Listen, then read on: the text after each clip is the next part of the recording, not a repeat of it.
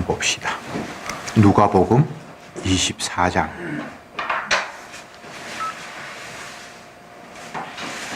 누가복음 24장 1절부터 12절까지 교독하겠습니다.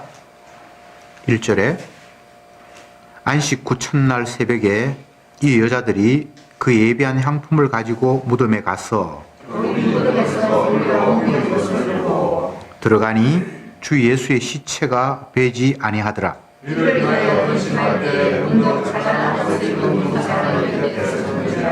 여자들이 두려워 얼굴을 땅에 대니 두 사람이 이르되 어찌하여 산 자를 죽은 자 가운데서 찾느냐? 여기 계시지 않고 살아나셨느니라. 이르시기를 인자가 죄인의 손에 넘기워 십자가에 못 박히고 제3일에 다시 살아나야 하리라 하였느니라 한데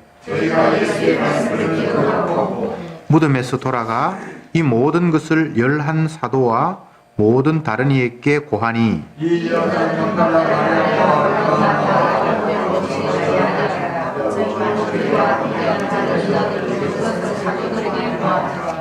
사도들은 저희 말이 허탄한 듯이 베어 믿지 아니하니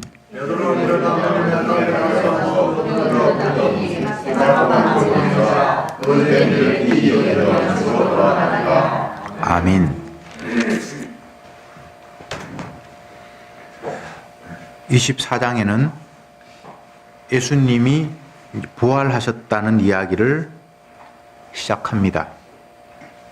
그 사실이 어떻게 밝혀지는가 하면 예수님을 쫓았던 몇몇 여인들이 예수님의 시체에 향유를 붓기 위해서 찾아갔는데 무덤에 시체가 없었고, 그런데 어떤 사람이 나타나서 하는 이야기가 산 자를 죽은 자 가운데서 왜 찾느냐라고 이야기를 하면서 옛날 갈릴리에서 너희들에게 가르칠 때에 하신 말씀을 기억해봐라. 그가 뭐라고 말씀하셨는가 하면 인자는 죄인의 손에 넘기고 십자가에 못 박히고 3일에 다시 살아나야 한다고 말씀하지 않았느냐.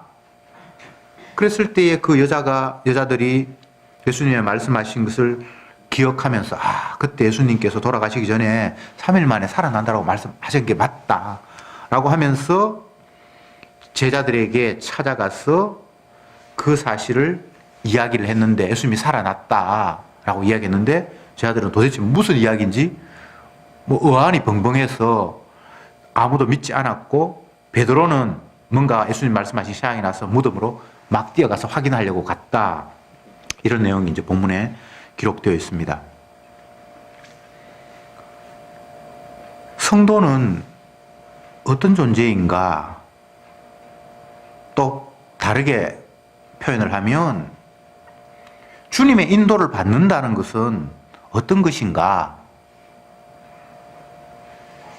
이 질문에 대해서 여러 사람이 다양하게 답변을 할 수 있습니다만, 저는 성경을 보면서 성도가 주님 앞에 인도받는 것은 말씀으로 인도받는 것이다 라고 답을 하고 싶습니다. 여인들이 십자가에 돌아가신 예수님을 무덤가에 찾아가서 향유를 붓기 위해서 갔는데, 이런 것들을 굳이 믿음이라고 성경은 말하지 않습니다. 믿음 없어도 얼마든지 할 수 있는 일이잖아요.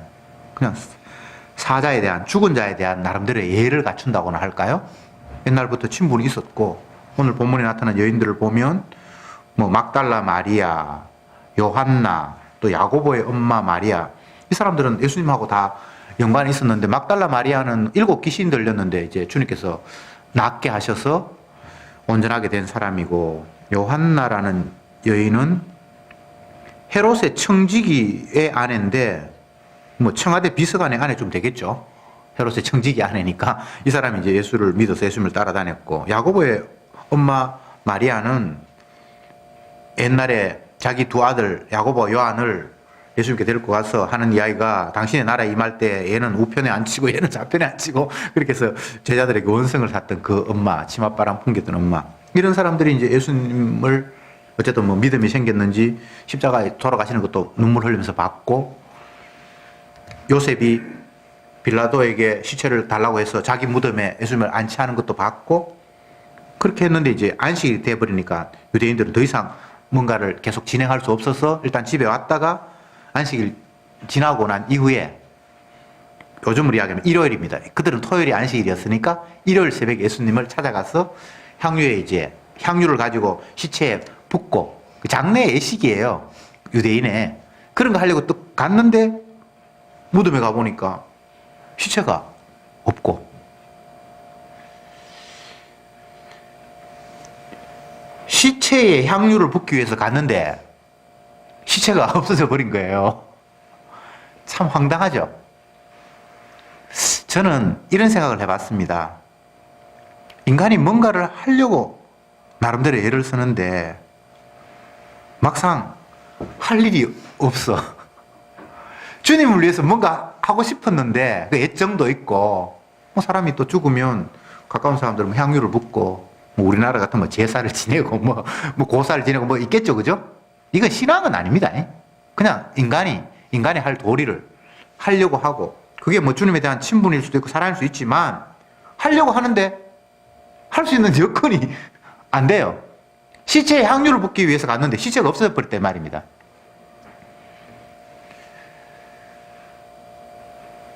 우리가 주님을 위해서 할 수 있는 일이 없어요. 그러면서 반대로 주님이 우리를 위해서 어떤 일을 하시는가가 이제 펼쳐지는 거예요.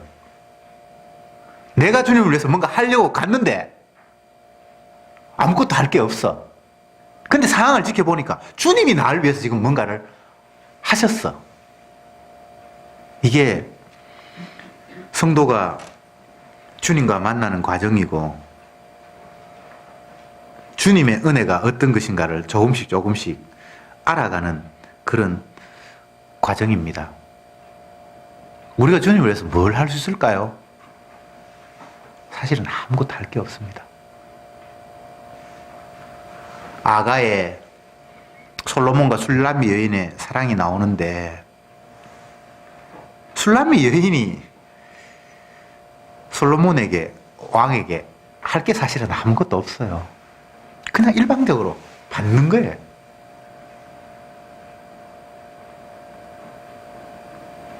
지난 수련회에서 이 목사님이 아가를 강의하셨는데,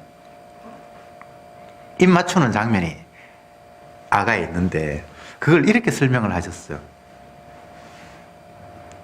뭐 키스가 뭐 달콤하고 뭐 이런 게 아니라, 술람미 여인의 입을 막는다. 더 이상 그에게 뭔가 할 말이 없도록 그냥 그분이 우리의 입을 닫는 것을 입맞춤이라고 해석을 했어요.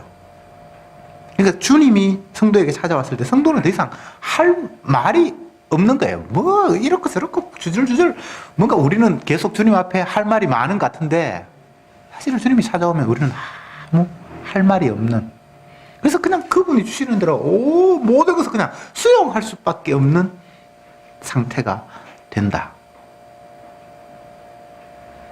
지금 이 본문에서 여인들은 한 사람이 아니니까 여인들은 주님을 사랑하는 마음이 있었고, 애절한 마음, 안 돌아가셨으면 좋겠는데 젊은 나이에 비참하게 돌아가신 그분에 대한 그 마지막 정이라도 표현하고 싶어서 안식일이 끝나는 새벽에 동이틀 무렵에 향유를 가지고 예수님을 찾아갔는데, 그 시체에라도 그 향유를 붓고 싶어서 찾아갔는데 시체가 없는 거예요. 할 게 없어. 하고 싶은데 뭐 할 게 없는 거예요. 그런데 문득 찬란한 옷을 입은 두 사람이 곁에 섰는지라, 이 다른 데는 천사라고 표현했죠. 천사가 그 여인에게 하는 이야기가 어찌하여 산 자를 죽은 자 가운데서 찾느냐 라는 이야기를 했습니다. 엄청난 이야기죠. 산 자를 죽은 자 가운데서요. 무덤은 죽은 자가 머무는 곳이잖아요. 근데 예수님은 죽은 분이 아니라 살아있는 분인데 왜 무덤에서 예수님을 찾느냐는 희한한 이야기를 했단 말이죠. 이 성경에 나타난 이 표현은 세상 그 어디에도 말도 이런 말을 할 수도 없고 희한한 표현이에요, 이게. 죽은 자를 왜, 산 자를 왜 죽은 자가 있는 곳에서 찾느냐. 왜 너희들은 예수님을 죽었다고만 깨닫고 있냐? 살았다. 그러면서 덧붙여서 하신 이 천사가 하는 이야기가 갈릴리에 계실 때에 너희에게 어떻게 말씀하신 것을 기억하라.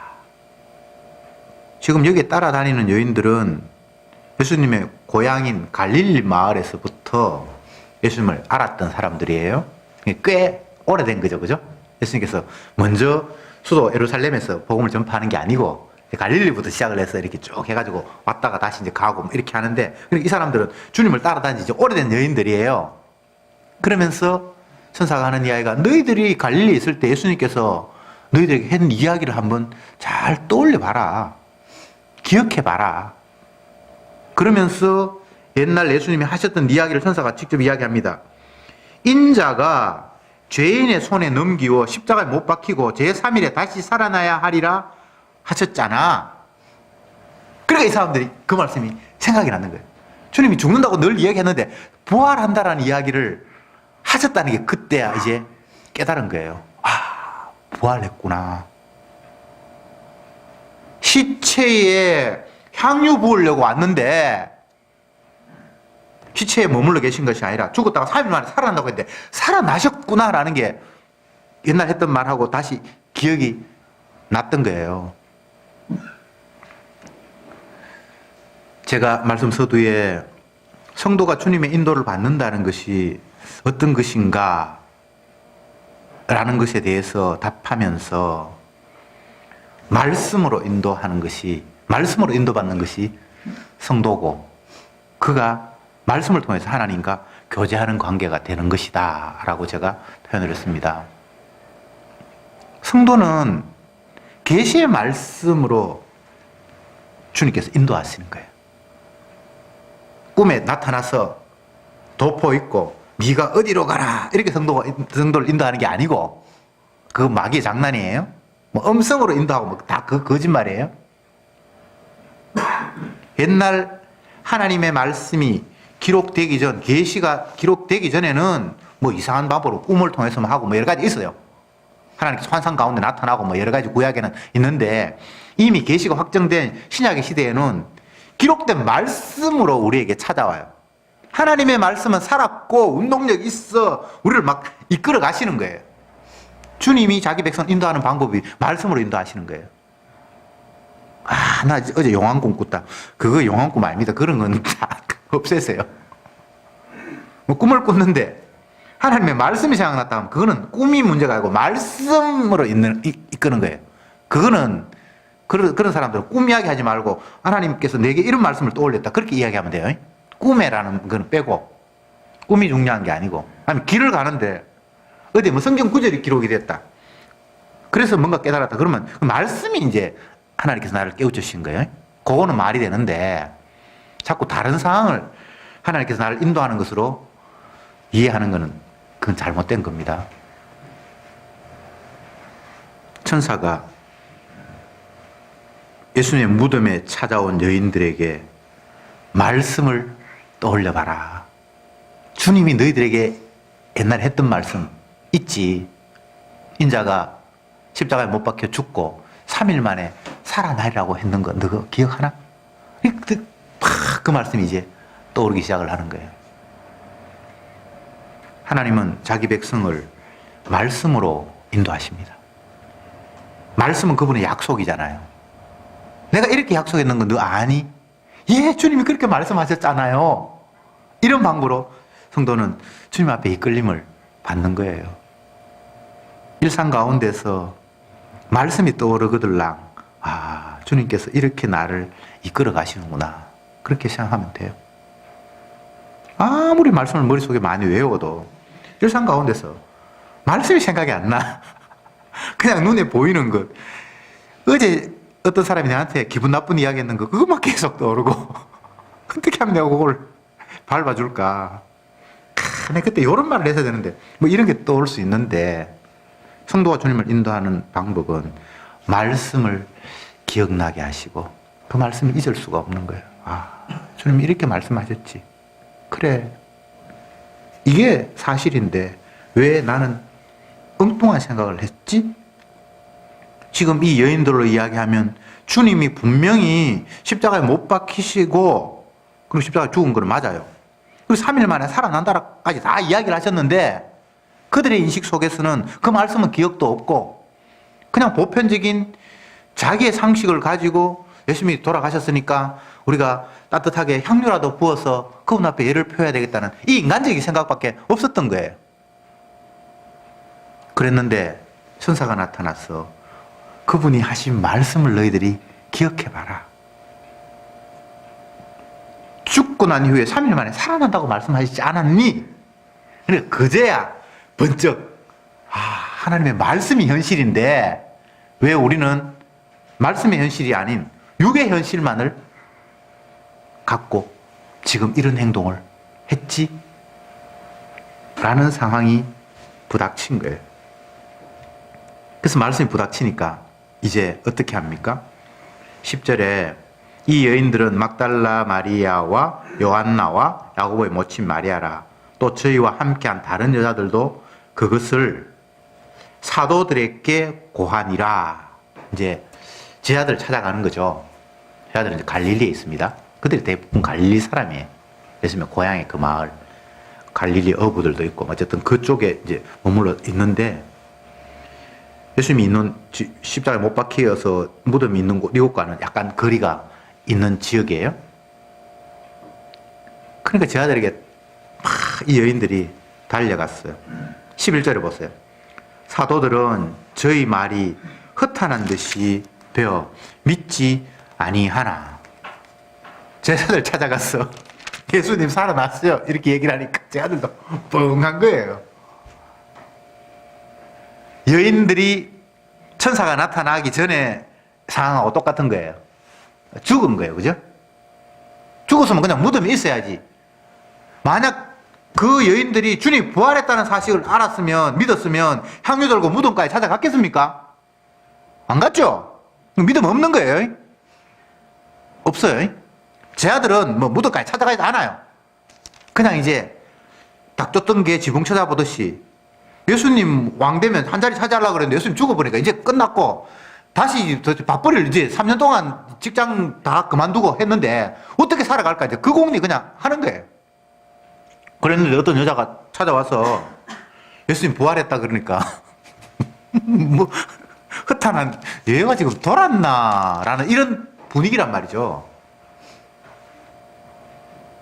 그런데 12절에 보니까 베드로는 일어나 무덤에 달려가서 굽부려 들여다보니 세마포는 보이는지라 그 된 일을 기이 여기며 집으로 돌아가니라. 베드로는 조금 다른 양상을 보이죠. 확인하고 싶었던 거예요. 부활했다 그러니까, 살아나셨다 그러니까 막 쫓아가서 확인해 보면서 와 진짜네, 진짜 시체가 없이 살아났네. 이제 이 사람은 이제 벌써 이제 말씀을 떠올리기 시작하는 거예요. 아, 주님이 살아나신다 그러더니만 진짜 그런 일이 벌어졌네. 여러분, 이 상황을 신비롭다, 놀랍다 라는 식으로 이해하면 곤란해요. 아, 말씀이 참이구나. 주님의 말씀이 이게 진짜구나. 이게 이제 성도가 되는 거죠. 그렇게 될 때.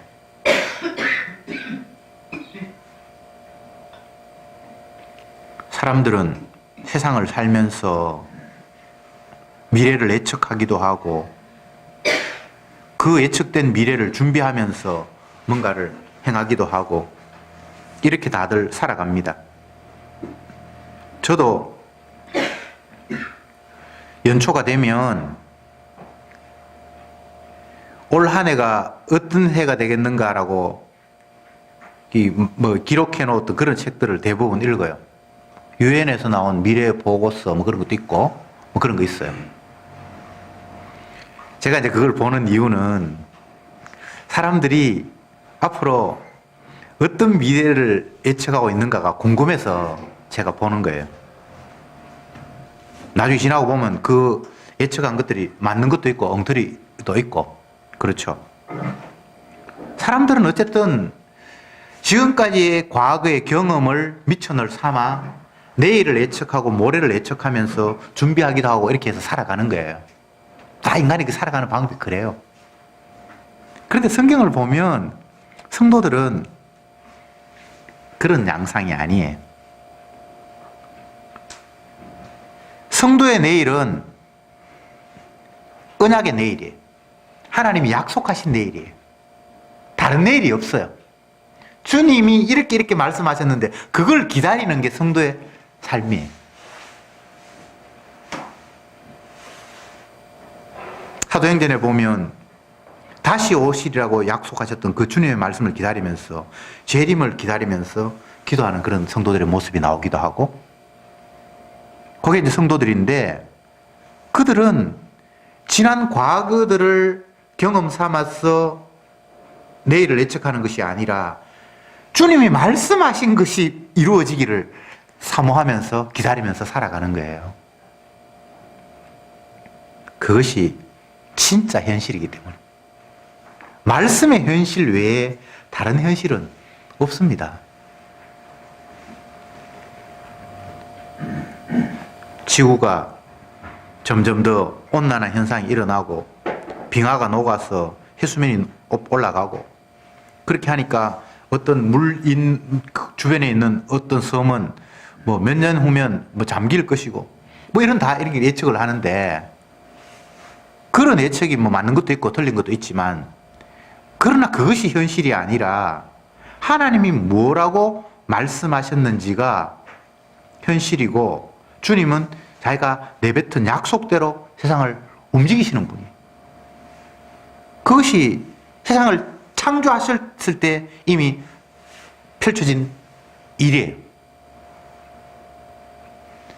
빛이 있으라 라고 말씀하심으로 말미암아 빛이 생겼어요. 말씀하시고 말씀대로 되고 그게 이 땅에서의 현실이거든요. 근데 말씀을 하셨는데 아직 때가 안 돼서 안 이루어진 게 많잖아요. 성도는 그걸 믿으면서 현실로 하루하루 걸음을 옮기는 사람이란 말이죠. 그런데 여러분 스스로 한번 생각해 보세요. 우리가 말씀을 현실로 받아들이면서 그 말씀이 이루어지기를 기다리면서 살아가는지 아니잖아요. 다른 무언가를 기대하면서 살잖아요. 내가 이제 5년 후면 지금 현재 소득도 이제 끝날 것이고 그러면 어떻게 하고 뭔가를 생각하면서 준비를 하는데 그것은 말씀의 현실과는 상관이 없는 현실이 내가 느끼는 현실에 또 다른 현실을 지금 구상하고 있잖아요. 쉽게 이야기하면 언약 없는 것이 현실이라고 느끼고 있잖아요. 언약이 속 빠진 상태에서. 사무엘의 다윗과 블레셋과의 전투에서 이스라엘 백성들이 피부로 느끼는 그 두려워하는 그것만이 그들에게 현실이잖아요. 언약이 없으니까.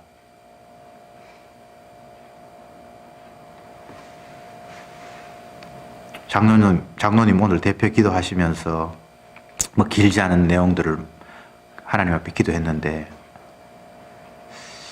저는 참 적절한 표현으로 잘 기도하신다 이런 생각을 했어요. 우리가 뭐 믿음을 가지고 살고 그거 다 뻥이에요. 예수님 믿고 성도로서 뭐 바른 삶을 살고 그렇게 할 수 있다라는 그 생각 자체가 언약하고 다른 거예요. 점심시간에 뭐 집사님들하고 몇몇 대화 나누면서 그런 이야기를 했는데 죄가 무엇입니까? 라고 이렇게 말씀을 하셨는데 제가 이렇게 답했어요. 우리의 존재 자체가 죄입니다. 그것을 다윗은 모친이 죄 중에서 잉태해서 내가 그냥 죄로 태어났다. 어떤 행동을 보니까 개판이네. 그러니까 너가 죄인이야. 성경은 이렇게 얘기하지 않고 죄인으로 태어났기 때문에 그 결과가 그 행동들이 그렇게 튀어나오는 게 성경의 이야기예요. 그래서 죄인으로 태어나는 우리가 똑바로 뭐 살고 뭐 하나님께 영광을 돌리고 그게 말이 안 되는 거예요. 근데 왜 하나님께 영광을 돌리라고 얘기했냐? 못 돌리는 죄인이라는 사실을 계속 너는 죄 중에 태어났다는 걸 계속 확인시키는 거예요. 이 바위를 굴려서 저 지붕 위에 올려라. 그리스 신화에는 돌을 굴려서 저 산꼭대기까지 올라가라. 뭐 그런 거 나오잖아, 그죠? 그것은 안 된다는 걸 확인시키는 차원에서 되는 이야기거든요. 주님이 말씀하신 것은 너희들은 죽었다 깨나도 그냥 죄인이야 라는 걸 알려주기 위해서 말씀을 하셨거든요. 이웃을 네 몸과 같이 사랑해라. 네가 거듭나야 된다. 이게 너희들은 죽었다 깨나도 안 된다는 이야기예요. 죄인이라는 이야기예요. 그리고 우리가 무언가를 제대로 해서 하나님 앞에 영광을 돌리거나 내가 성도의 삶을 살아서 빛과 소금이 되거나 다 망상입니다.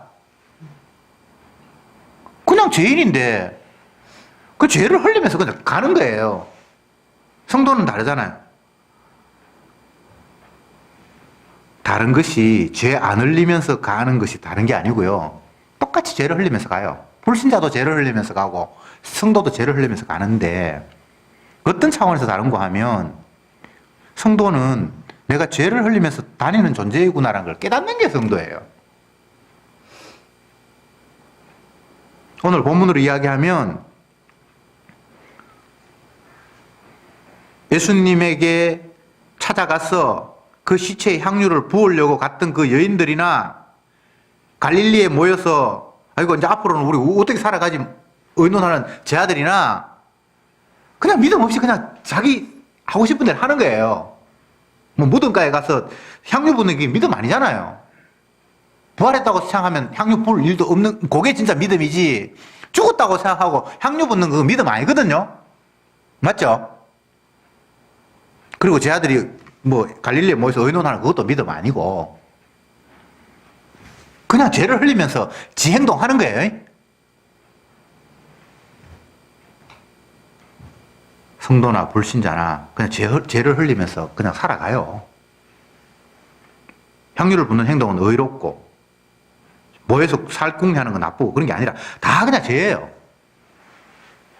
다시 말씀드립니다. 성도든 성도 아니든 죄인이기 때문에 그냥 죄를 흘리면서 살아가는 건 다 똑같아요. 성도가 바른 행동한다고 생각하지 마세요. 장로님이 그 기도 하셨잖아요. 우리는 그냥 똑같다고. 그게 제가 은혜가 된 거예요. 똑같아요. 근데 뭐가 다른가 하면 내가 죄밖에 안 나오는 죄인이구나를 깨닫는 게 이제 그 성도라는 거예요. 죄를 흘리면서 가는 건 다 똑같은데 절에 댕기는 놈이나 뭐 알라 신을 섬기는 놈이나 뭐 누구나 다 교회 다니는 놈이나 우리나 뭐 다 그냥 죄를 흘리면서 살아가는 거예요. 누구도 예외가 없어요. 그런데 성도는 내가 죄를 흘리면서 살아가는 존재이구나라는 걸 깨닫는 거예요. 그게 성도예요. 죄를 흘리면서 살아가면서도 모르는 거는 불신자고. 그래서 말씀이 생각이 났다. 말씀이 기억이 났다. 이거는 이제 주님께서 죄를 흘리면서 살아가는 그 인간에게 자기 택한 백성이니까 너 죄인 맞지? 라고 이제 오셔서 접촉점을 만드는 거예요. 우리를 흔드는 거예요. 지금 무덤에 향유를 붓기 위해서 간 여인들, 이미 돌아가신 주님이지만 그동안 우리가 애정이 있고 하니까 최소한 내가 이 정도까지는 해야 되겠다고 해서 새벽에 향유를 가지고 뭔가 자기는 예수님께 해주려고 갔는데 예수님은 없어. 천사가 나타나서 예수님이 옛날에 너희들 살아계실 때 무슨 말인지 한번 기억해봐라. 그분이 십자가에 못 박히시고 났는데 3일 만에 부활한다고 말씀하셨잖아. 그러니까 말씀이 벌떡 깨달아진 거예요. 죄 짓다가 말씀이 찾아와서 죄인인 줄 발견한 거죠. 뭐. 죄 안 지어서 이런 은혜가 온 게 아니고, 행동 잘해가지고 은혜가 오고, 기도 열심히 하니까 성령 오고, 그게 아니고 그냥 살아가는데 말씀이 찾아오는 거예요. 접촉점이 만들어지는 거예요. 그러면 이렇게 됐을 때 이 여인들이 깨달은 바는 뭐가 첫 번째로 깨닫겠습니까? 내가 불신자구나. 그걸 깨닫는 거예요. 내가 하나님 말씀 그동안 하나도 안 믿었구나. 나는 주님을 사랑한다고 생각했는데 심지어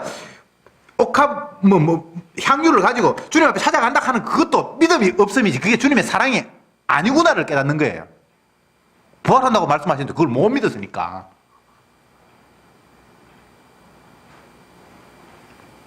신앙생활을 잘해서 은혜가 오고 열심히 기도해서 성령이 오고 그런 게 아닙니다. 그냥 다 지 마음대로 그냥 살아가는 거예요.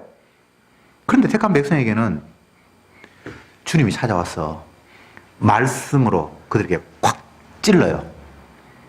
그때 성도가 느끼는 반응은 내가 개코도 안 믿는 말씀을 이렇게 안 믿었으니까 내가 이 짓 하고 있지 라는 게 깨달아진다 이 말입니다. 그건 그래 굳이 주님께서 말씀 안 하든 내가 죄인인 줄 아는데 그런 개념하고는 달라요. 절에 다니는 중들도 자기가 죄인이라고 얘기를 해요. 근데 그거는 아니고, 예. 주님이 말씀으로 찾아오셔서 내가 말씀을 전혀 믿지 않는 존재구나라는 게 깨달아져야 그게 죄인으로 드러나는 거예요. 세상은 말씀대로만 되는 세상인데 내가 말씀대로 이 땅에 왔고 말씀대로 지원받았고 말씀의 구조 속에서 모든 게 다 완성이 됐는데 정작 그 말씀을 내가 전혀 믿지 않았구나라고 말씀이 찾아오면 깨달아진다 이 말이죠. 깨달아져도 그게 또 그 이후로 계속 24시간 깨달음의 상태로 가는 것도 아니고 그 순간 이 내 믿음 없음이 들켜지면서 이제 다시 말씀이 현실이라는 것을 전하는 게 제 아들에게 찾아가서 한 이야기예요. 이게 지금 증인된 모습이잖아요. 다시 이 사람들은 말씀을 지금 깨닫게 하잖아요. 제 아들에게. 가서 뭐 이야기하겠습니까? 주님이 말씀대로 살아났어요. 우리 무덤가에 가봤는데 예수님 시체 없어요. 그 이야기 하는 거잖아요. 그러니까 성도는 말씀으로 인도받고 그 말씀에 사로잡혀서 말씀을 또 터뜨리는 사람이 성도예요.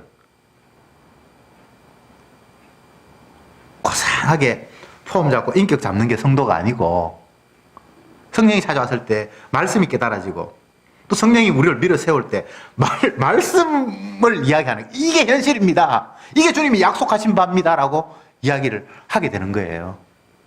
그게 증인의 삶이에요. 땅끝까지 이르러 내 증인이 되리라. 되어란 말이 아니고 되도록 주님께서 인도한다 이 말이에요. 이제 성령이 찾아오면 그 사람들 입에서 나오는 것은 자기 생각이 아니라 주님의 약속의 말씀이 자꾸 이제 나오는 거예요. 왜냐하면 그 순간은 성령이 찾아오는 그 순간은 그것 외에 다른 거는 다 헛방이라는 사실이 너무나 생생하게 자기에게 다가오니까 말씀만이 참이라는 사실이 깨달아지니까 그 이야기 안 할 수가 없는 그런 구조가 되어버린 거예요. 바울이 성도들을 향해서 하는 이야기가, 나는 너희들이 예수 그리스도가 그 십자가에 못 박힌 것 외에 다른 거는 다 잊어버렸으면 좋겠다. 구약의 수많은 선지자들의 예언이, 그 약속이 예수님이 십자가에서 대속의 피를 흘림으로 말미암아 우리를 구원하겠다고 한 그 약속이잖아. 제물 드려서 할례 행해서 안식일 지켜서 구원 얻는 게 아니고, 하나님의 아들이 이 땅에 오셔서 십자가에서 우리 죄를 위해서 피 흘려서 우리를 사하겠다는 게 구약의 약속이었어. 나는 너희들이 그것만 알았으면 좋겠어. 다른 쓸데없는 거, 뭐 할례를 행했니 안 했니, 안식일을 지키는데 뭐 어떻게 하니 안 하니, 올 이상 그렇니 안 그렇니, 뭐 자기들끼리는 막 율법을 가지고 뭐 별별 걸 다 따지는 거예요. 근데 그거 전체가 다 예수님 십자가에 못 박혀 죽여서 우리를 사한다라는 그 한 이야기 속에 다 담겨 있잖아. 그게 약속이잖아.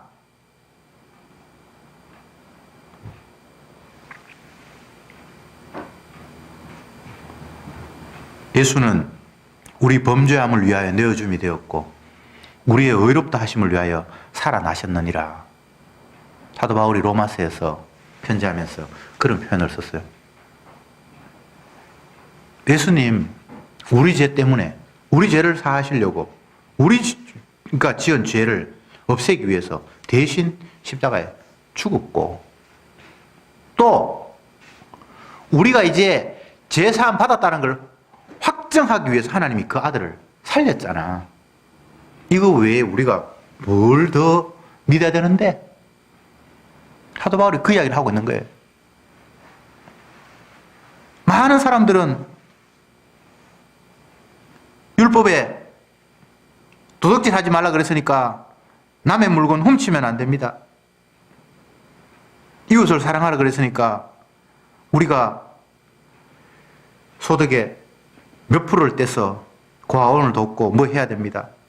나름대로 하나님 말씀을 지킨다고 뭐 그걸 해석해서 행동으로 옮기는 것과 얼마만큼 그게 근사치가 되는지, 하루에 3번 기도하고 11조하고 일주일에 2번 금식하고 말씀을 최대한 내가 실천할 수 있는 데까지 내가 한번 해보겠다라고 말씀 주신 것과 내 행동들을 근사치로 계속해서 그걸 자랑하고 있는 그들을 향해서 예수님이 십자가에 죽고 부활했는데 뭘 자꾸 너희들은 자꾸 엉뚱한 데 관심을 갖니?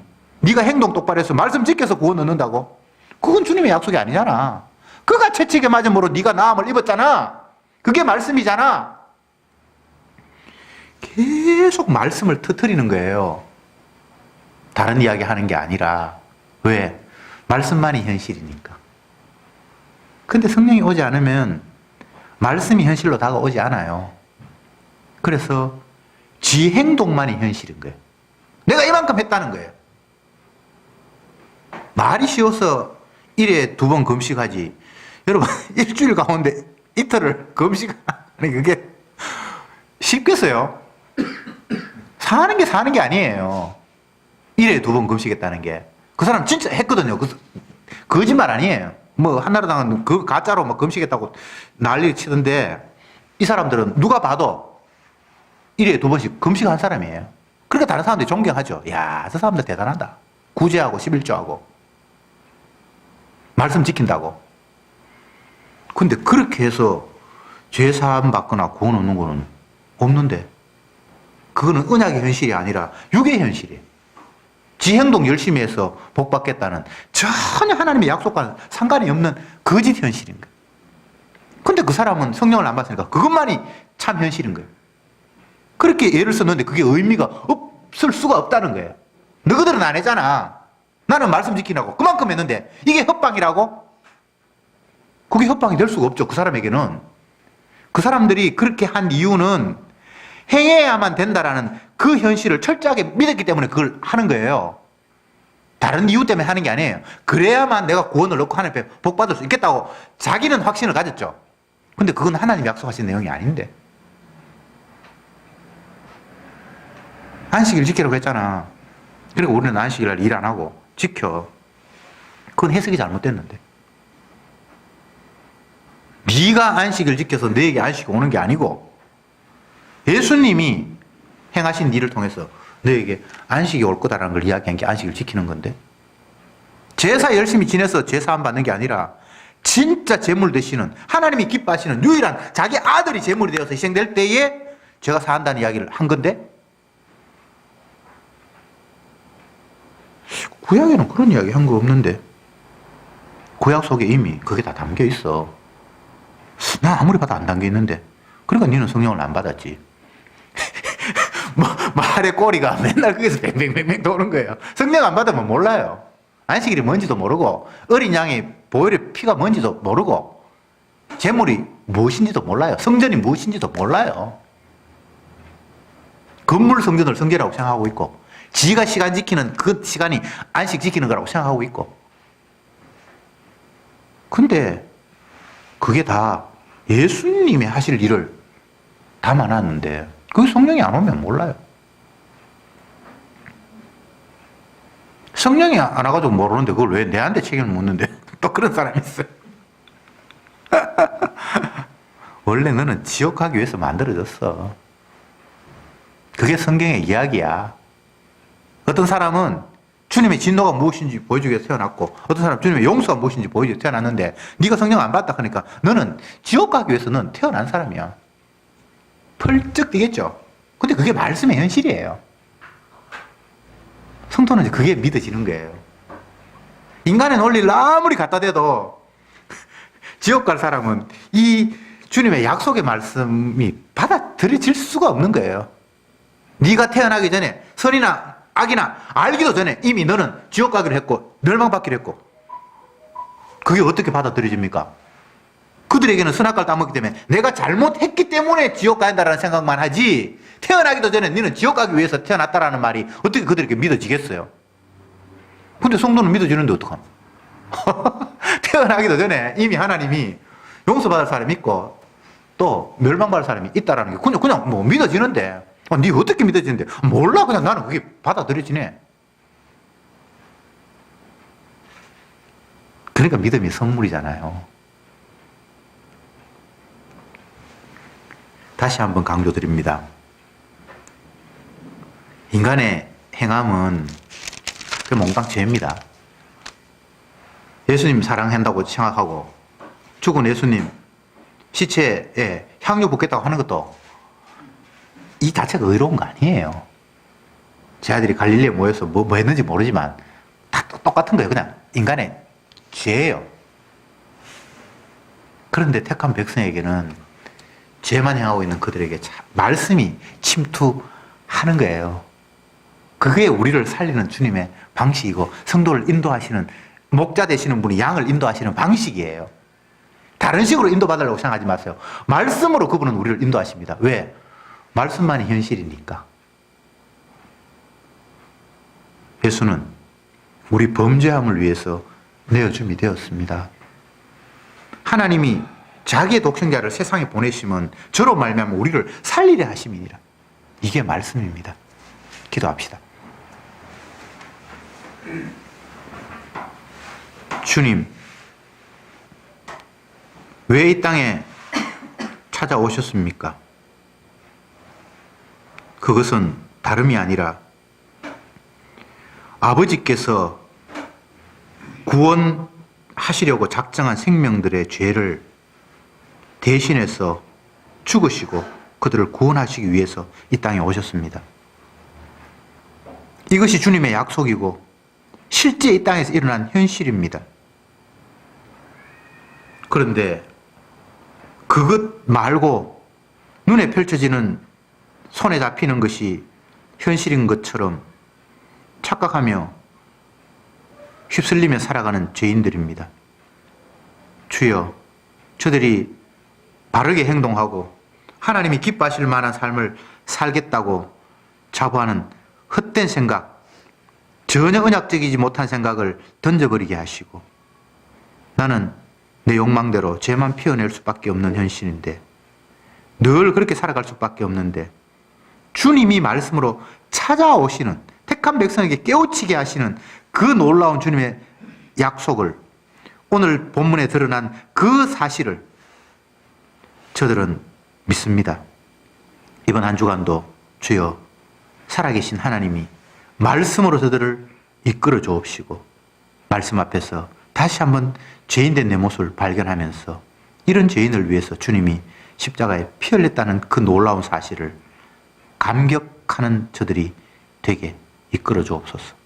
예수님의 이름으로 기도드립니다. 아멘.